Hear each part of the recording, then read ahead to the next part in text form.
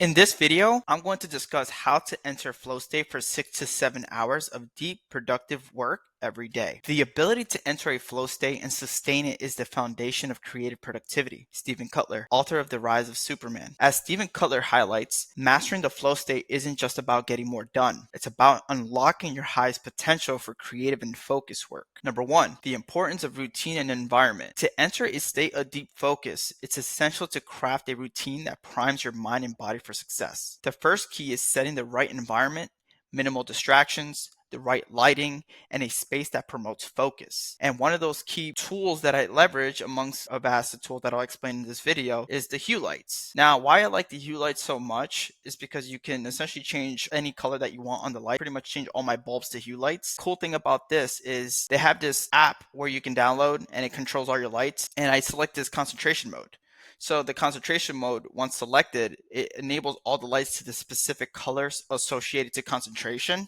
So every morning as a priming, I set the specific lighting to activate my body and mind that it's concentration mode, right? Or let's get to work. Number 2, start with hydration and quiet time. I always start my morning with hydration. After 6 to 8 hours of sleep, your body needs to rehydrate. It wakes you up naturally and primes your body for the day. No brainer. Number 3, 10 to 20 minutes of quiet time and alpha frequency meditation. Before jumping into my day, I take about 10 to 20 minutes of quiet time with meditation. Using this unique tool to help with regulation and breathing and feeding your brain oxygen to get the day started, here's what I would recommend. There's this tool that you can buy called a heart math. And essentially what the heart math is this device. You plug this to your chest, right, to get your heart rate. And then you plug this to your ear.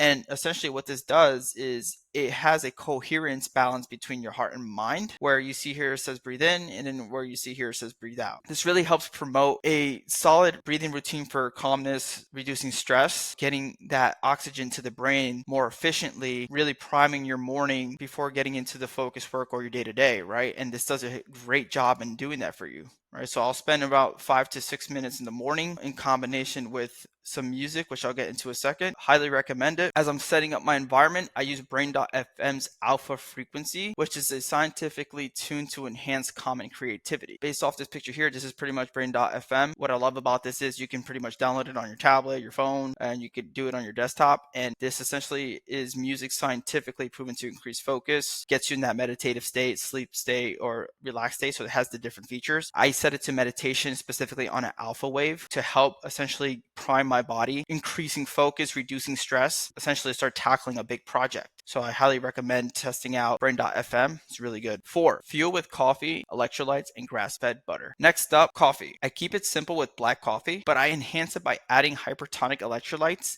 and grass-fed butter for a steady energy boost. If you're unfamiliar with hypertonic solutions, this is a just high concentrated in electrolytes, and it provides minerals to the body. The hypertonic helps essentially feed your body the high potency electrolytes, but also if you're big into going to the gym and working out, this is really good to giving your body those minerals that would help recovery, energy sustaining. Specifically, I'll put it in my coffee, but every so often if I want to do a secondary, I'll put it in my water. Next up is the grass-fed butter or ghee. So I like using this in my coffee more specifically since I like to fast. What this helps you with is essentially taking the energy from the butter, and when you blend it with the caffeine, it creates a higher potency of focus and concentration, but you also have the energy from the butter to sustain those focus or longer focus periods. This combination fuels me for hours of focus work without crashing. This also supports me through 6 to 9 hours on a fasted state. In this video with Dave Asprey says the following. There are about 7 different things that happen inside your body when you blend butter into your coffee. One of them is it changes how caffeine is absorbed. The one that's most impressive, though, we didn't know when I started doing it.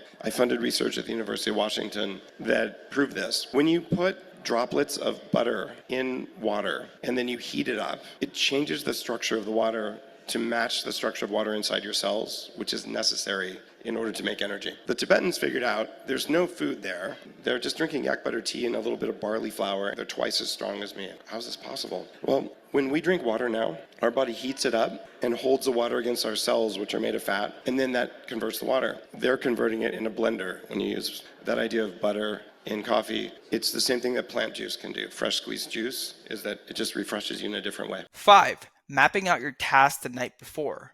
A critical part of hitting that flow state is not wasting mental energy in the morning trying to figure out what to do. By planning my high priority tasks the night before, I can dive straight into work without hesitation, especially if you're not fully awake yet. Now, one thing I do use as a tool is called the Day One Planning app, which you can download on your phone and also on your computer. But what I like about this app the most is it's very user friendly when it comes to journaling and putting pictures and also grabbing things from the web and implementing it into your journal on this digital journal. But you can also integrate it with your calendar as well and coordinate effectively with this app. Also, for planning, I use Google Calendar, obviously, in regards to planning and making sure whatever I'm focused on those days is planned out. But what I like about Day One Planning that's super beneficial in addition is, since it's a digital planner, you can also move key insights, whether it's your journal entries, whether it's a workday plan out or calendar, push it over to ChatGPT and leverage ChatGPT to help create associations, streamline processes, and focus points, so that also helps you coordinate your days more effectively, because you're essentially leveraging ChatGPT as like your assistant and coordinator in regards to getting that high output or whatever activities you're looking to optimize on the following day. That's the way as I essentially use this combination between Day One and ChatGPT. 6, priming the brain for focus with Brain.fm's focus frequency. After my meditation, I switched Brain.fm to the focus frequency. Now, a quick definition of how Brain FM and focus and how it works. Your brain operates on different brainwave frequencies measured as hertz. And Brain.fm's music is scientifically designed to synchronize your brain waves to the right frequency for the task at hand. Beta waves, 12 to 30 hertz, these are the brain waves associated with focus, problem solving, and active thinking. When you're using Brain.fm in focus mode or deep work mode, the music is helping your brain produce more beta waves, which enhances your ability to concentrate for longer periods without distraction. Brain.fm tunes its music to encourage these beta wave frequencies through volume, modulations, and rhythm patterns embedded in the sound. This process helps synchronize brainwave activities, allowing different parts of your brain to work more efficiently together. And the result? You stay locked in and focused on your work for hours. This primes my brain for deep concentration and clarity. 7, why I stay in a fasted state. Personally, I like to work in a fasted state because, specifically for me, it's been a game changer for my clarity and energy levels. Being fasted keeps my gut from pulling energy away from my brain, leaving me sharp and focused. As Andrew Huberman puts it, being fasted is great for focus and concentration, provided you're not thinking about food the entire time. And being fed is terrific for focus and concentration. It actually can improve neuronal function, provided that you didn't eat too much food. So one way to manage this is, if you're going to have a lunch, to make sure that you don't stuff yourself at lunch, that you're not overeating, and to not get quite so full that you push your nervous system into this parasympathetic mode and make it hard to focus in the afternoon. also, if you're interested to go a little deeper on fasting and how that correlates to focus, highly recommend watching this Andrew Huberman, How Fasting Impacts the Ability to Focus. It's really good, and it goes in depth in regards to the congruency between fasting and focus and how it's beneficial to somebody, okay? 8, working in time blocks. I break my work into 1.5-hour time blocks where I focus solely on one task. I aim to make it the highest level tasks. These two examples provided below is an optimized or ideal calendar where you have your specific tasks and consistency. So, for example, waking up at 7 a.m. every single day, even on weekends, so that the more you do it, the more you'll start solidifying these habituals and getting to a prime state of focus more consistently. And then you have your key time blocks and priority. There's this Olympic trainer named Jeff Spencer. He discussed how each and every day, if you can focus on 2 key factors or 2 priorities, so then when the following day comes, if the task wasn't completed, just move 2 major key points to the following day. I want to also highlight on this side, this is like more of an ideal work schedule where you have a little bit of things,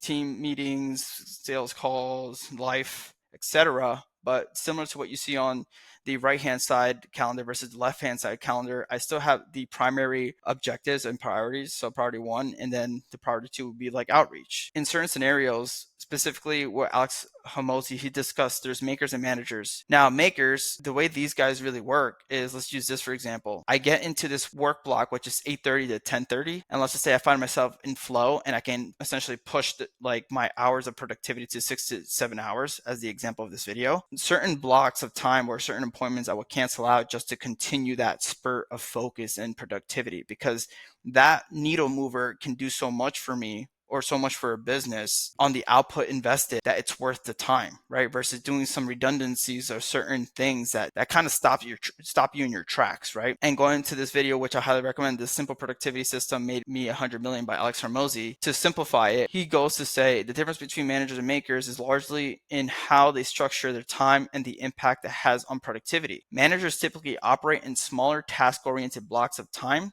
where meetings and quick check-ins are essential to their workflow. However, for makers, those involved in deep creative or high focus work, success comes from large uninterrupted chunks of time, often 4 to 6 hours, where they can fully immerse in their work. Makers thrive in flow states where they lose themselves in their work and produce their best results.